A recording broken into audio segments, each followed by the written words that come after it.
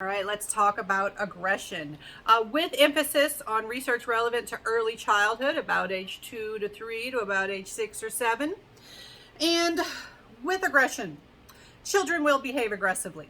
All right, over time, you should generally see a reduction in these sorts of behaviors, but it is important to distinguish different types of aggression. It's not all the same thing. Like, for example, there is a big difference between pushing back when someone backs up into you while waiting in a long line and like murdering somebody. Those are big differences, right? We would agree with that. There's also a difference between starting a vicious rumor and punching somebody in the face. All right, so let's talk about different types of aggression. First of all, one distinction is you can have physical versus verbal aggression. Not all aggression is physical. You can have verbal aggression. You can have things like threats and insults, and physical, obviously, it harms somebody's body in some way. You can also engage in destruction of property, destroying people's stuff in an aggressive manner. So it's, that's one distinction that you can make. Now, when we talk about aggression in general, whether it be verbal or physical, you can have sort of four categories that I'm going to talk about. They're not just all the categories that exist, but I'm going to talk about four categories. All right. So the first type we have is instrumental aggression. Instrumental aggression is on purpose and planned, and it is meant to get something. Sorry, with instrumental aggression, this is something like you pressure somebody to give you their lunch money or something like that. You're like, hey, I want something from you. You hit somebody to grab their toy because you want their toy. All right, so instrumental aggression, the other person has something you want and you do something that counts as aggression because you want to get it from them. The important thing about instrumental aggression is it has this sort of planned, intentional component. We have another type of aggression, reactive aggression, and the thing about this is it happens in the moment. Like, you do not know you're going to engage in this until you are engaging in it. It just comes out because you're overwhelmed with emotion in some way. You're reacting to something. Like, it might be that another child is swinging their backpack or their lunch around and they accidentally or on purpose hit you in the face, and that reaction to, I just got hit in the face, and you lash out at them. It's like you weren't planning to do anything towards this person, but in the moment, in that rage, that pain, you reacted. That would be reactive aggression. Or it doesn't have to be physical. It could be something like somebody accidentally hits you and then you yell a verbal tirade at them. All right. So with reactive aggression, that is like heated in the moment. It is impulsive retaliation. All right. And it can take many forms, but the idea is you didn't know you were going to do it until it was happening. Now, you can also have this other kind of special category for aggression that we often forget counts as aggression because we often are so focused on physical types of aggression. You can have something called relational aggression. Relational aggression involves strictly non-physical acts, and the way you harm the other person is through their social status.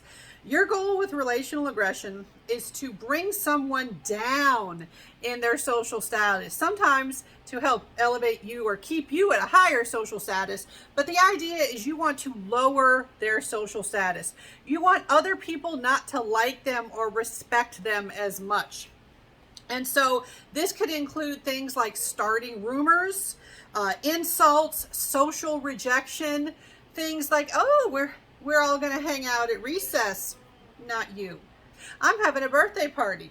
You're not invited. You can't sit with us. That is the sort of thing you see with relational aggression. You harm the social connection between the victim and other people. Now, we do have research that shows that girls are more likely to engage in relational aggression. Some people will take that and say, oh, that's a girl thing. Only girls do that.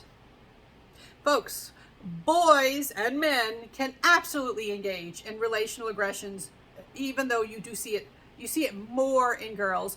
One issue is boys are more likely to engage in a lot of the other types of aggression, especially physical aggression. Girls are usually outright discouraged from exhibiting any kind of physical aggression. They have a more strict punishment. The social norms are that girls don't do that sort of thing, so they're not encouraged to address any kind of slights against them. They are kind of taught that, well, you have to be indirect, you have to be sneaky and non-physical to let out your aggression. And so, and there's a whole field of research on this, but I always like to point out, this is not something that only girls do. Just like a girl can punch someone in the face too, even though it's more likely that a boy would do that. All right.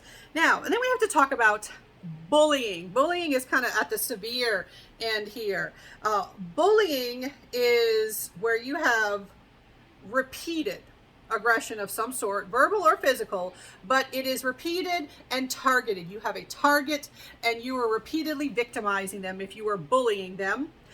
It is unprovoked, meaning this is not a situation where someone is being aggressive towards you and you're defending yourself. This is unprovoked.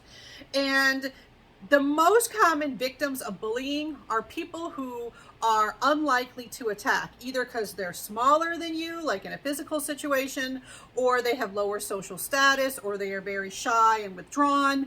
You usually pick victims that are not able to retaliate. Or you can also engage in if we're talking about early childhood, they might not be cyberbullying yet, but cyberbullying is a type of bullying. Nowadays with everybody having more access to phones, give them time though. But cyberbullying is where you use the internet or online resources to bully someone. And the thing about cyberbullying is it has more opportunities for being anonymous, where someone may know they're being bullied but not know who's doing it. So that can make it even more complicated. All right, so all of the forms of aggression I just talked about, they usually become less common between ages 2 and 6. Usually. There are exceptions. Sometimes that means, hey, you need to look more closely at this child and try to figure out why.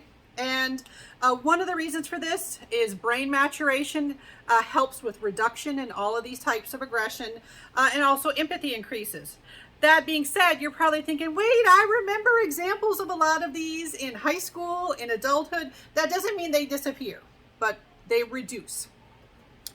And another thing that happens is that children learn to use aggression selectively. They learn that there are certain situations where things are more acceptable or that they can get away with them. And so there are fewer opportunities for them to get away with aggression. And so that's another thing, another thing that explains differences in patterns. And so that can decrease the victimization and the aggression because situations change, or they learn in which situations their friends will be socially accepting of it, or they won't get in trouble for it. All right, so there are more things I could discuss with aggression. Those are the things that I want my students to learn about.